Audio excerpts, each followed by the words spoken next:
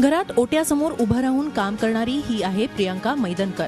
खरं म्हणजे चार चौघींसारखीच प्रियांका ही विद्यार्थिनी, मात्र तरीही प्रियांकात काहीतरी वेगळं निश्चितच आहे।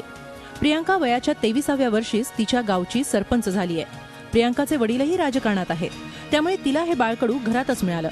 राजकारणातच करिअर करण्याचं पक्क करून तिनं मास्टर्स इन गव्हर्नमेंट हा विषय निवडला। कॉलेजमध्ये समाजकारणाचे धडे गिरवत असतानाच तिनं निवडणुकीला उभं राहून विजयही मिळवला। मैदनकर वाडीचं सरपंचपद महिलांसाठी राखीव झाल्यामुळे प्रियांका सरपंच म्हणूनही निवडून आली।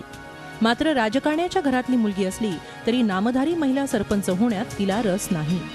मला माझं गावाचं नाव हे माझ्या देशात एक नंबर झालं पाहिजे, देशात माझं गाव हे आदर्श ग्राम झालं पाहिजे। आपण बोलतो स्मार्ट सिटी, तर स्मार्ट विलेज का नाही, स्मार्ट विलेज करायचं मला माझं गाव। जे आपण वायफाय किंवा CCTV हे ज्या कल्पना आहेत त्या प्रत्यक्षात उतरवायच्या। आमच्या सरपंचाबरोबर सदैव आहोत। आम्ही या वाडीचा नक्कीच विकास करू, किंबहुना पुरुषांपेक्षा अधिक काहीतरी नवं परिवर्तन या वाडीमध्ये तरी घडवून आणू ही आमची इच्छा आहे। राजस्थानमध्ये असाच आदर्श छवी राजावत या युवतीनं निर्माण केला।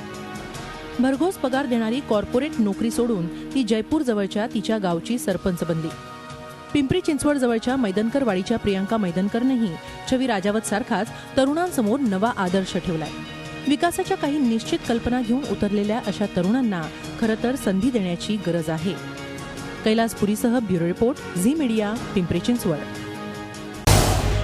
झी 24 तास रहा एक पाऊल पुढे।